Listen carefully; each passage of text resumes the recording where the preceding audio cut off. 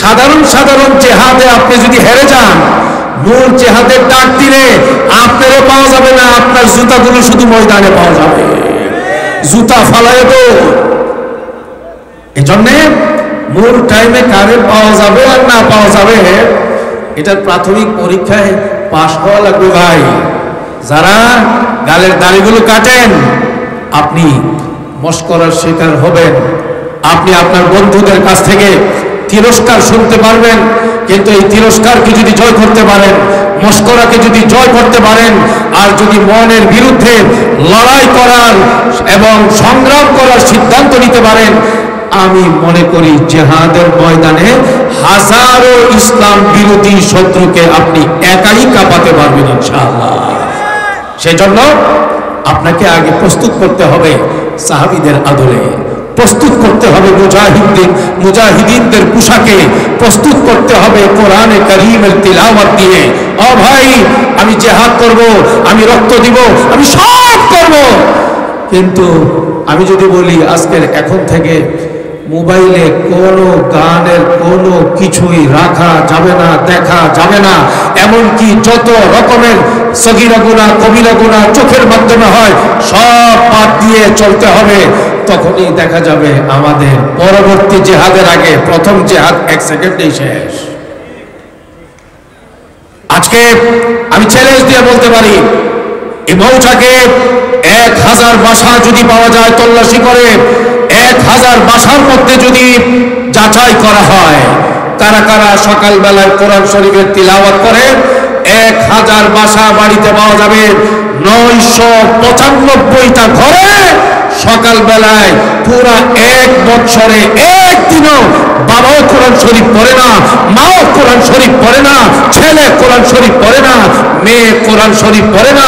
এমনকি 1000 ঘরের মধ্যে যদি চেক করা হয় তাইলে পাওয়া যাবে 1000 ঘরের ভেতরে 900 থেকে 950 ঘর এমন পাওয়া যাইতে পারে যে ঘরগুলোতে নামাজ পর্যন্ত নাই, আস্তা কবরস্থান, ফজরের নামাজ নাই। স্লোগান দিবে জীবন দেব, রক্ত দিব, আরে নামাজ না পড়ে কি জিহাদ করবেন আপনি? দাঁড়ি না রেখে কি জিহাদের স্লোগান দেন? আগে তো নফসকে ঠিক করতে হবে ভাই। আমার কথা বুঝতেছেন নি ভাই? হ্যাঁ, নিজেকে ঠিক করবার চিন্তা ভাবনার কথা বললেই তখন মাথার মধ্যে বাড়ি পড়ে।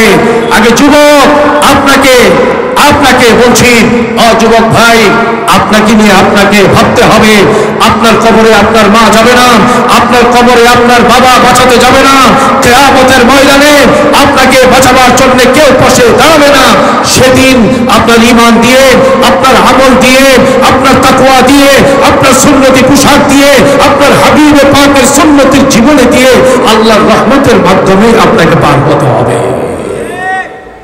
সেই জন্য আগামী দিনে জিহাদের জন্য প্রস্তুতির জন্য আমরা চলুন যার যার নিজেকে প্রস্তুত করি, করবো ইনশাআল্লাহ। নাম্বার 1, 5 ওয়াক্তের নামাজ মসজিদে গিয়ে জামাতের সাথে আদায় করব। কারা কারা এখন থেকে এই কাজটা করবো? হাত দেখান। আল্লাহ এই হাতগুলোকে নামাজের জন্য কবুল করেন, জামাতের সাথে নামাজ আদায় করবার তৌফিক দান করেন, তাকবীরে উলার গুরুত্ব দিয়ে চলবার তৌফিক দান করেন। হাত নামান। নাম্বার 2, আজকের এই সমাজের জিহাদের ময়দানে সফলভাবে উত্তীর্ণ হওয়ার জন্য আগামী দিনে বাতিলের মোকাবেলা করে ইসলামকে সারা বিশ্বের দরবারে উঁচু করবার জন্য যারা সিদ্ধান্ত নিয়েছি, আমরা আমাদের নিজের ঘরকে আগে বাঁচাতে হবে, ঘরের মধ্যে আগে ইসলাম কায়েম করতে হবে। আগামী দিনের ছেলেরা যেন সাহাবাদের নমুনা হয়ে ময়দানে ঝাঁপায় পড়তে পারে, সেজন্য ঘরকে আমরা কোরআন হাদিসের আলোকে সাজাতে হবে। আমাদের এই দেশে সাধারণ শিক্ষিত মুসলমান, সাধারণ মুসল্লিয়ানে কেরাম যারা নামাজ পড়ে, ওই নামাজি ঘরগুলোতে দেখা যাবে শতকরা 70 থেকে 80 ভাগ নামাজি ঘরের মধ্যে বাবা নামাজ পড়ে, মা নামাজ পড়ে, কিন্তু ঘরের মধ্যে শরীয়ত মতো পর্দা নাই। পর্দা, বেপর্দা নামাজি মানুষ আছে না নাই? মা নামাজ পড়ে কিন্তু পর্দা করে না, বাবা নামাজ পড়ে পর্দা করে না, মেয়ে নামাজ পড়ে পর্দা করে না। ভাই, জিহাদ যেমন ফরজ, ঈমান ছাড়া যেমন পরকালে বাঁচা যাবে না, পর্দা করাও ফরজ। পুরুষদের জন্য পর্দা করা ফরজ, নারীদের জন্যও পর্দা করা ফরজ। এই ফরজের বিধান আপনি ছোট করে দেখার সুযোগ নাই। গালের মধ্যে দাড়ি দিয়ে আপনি যে সাচ্চা মুসলমান, আপনি যে নবীর সাচ্চা আশিক, তার প্রমাণ দিতে হবে। এক মুঠ পরিমাণ দাড়ি রাখা, অনেক মানুষ মনে করে এটা মুস্তাহাব, এটা সুন্নত। সহিহ ফতোয়া হলো এক মুঠ পরিমাণ দাড়ি রাখা বালেগ পুরুষের জন্য ওয়াজিব। এই এক মুঠের কমে যদি কেউ দাড়ি কাটে কবিরা গুনাহ হবে। এটা খাইতে গেলেও কবিরা গুনাহ হবে, বাথরুমে গেলেও কবিরা গুনাহ হবে, ইস্তেমার মাঠে গেলেও কবিরা গুনাহ হবে, হজ করতে গেলেও কবিরা গুনাহ হবে, উমরা করার তওয়াফের মধ্যেও দাড়ি না রাখার কবিরা গুনাহ হইতেই থাকবে। সেই জন্য ভাই, আজকের এই জায়গায় এটাই আমার আপনাদের প্রতি বার্তা, পূর্ণাঙ্গ ইসলাম কায়েম করার চেষ্টা করা।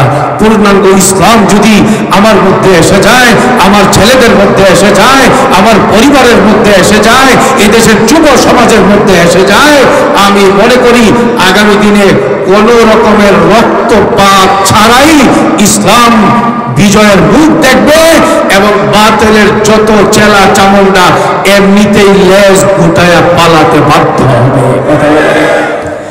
যে কথাগুলো বললাম, আল্লাহ তাআলা আমাদের সকলকে, সব ভাইকে, যুব সমাজকে, নেতৃবৃন্দকে সেই মোতাবেক আমল করার তৌফিক দান করেন। আমিন। ওয়া আখিরু দাওয়ানা আনিল হামদুলিল্লাহি রাব্বিল আলামিন। ওয়াসসালামু আলাইকুম ওয়া রাহমাতুল্লাহি।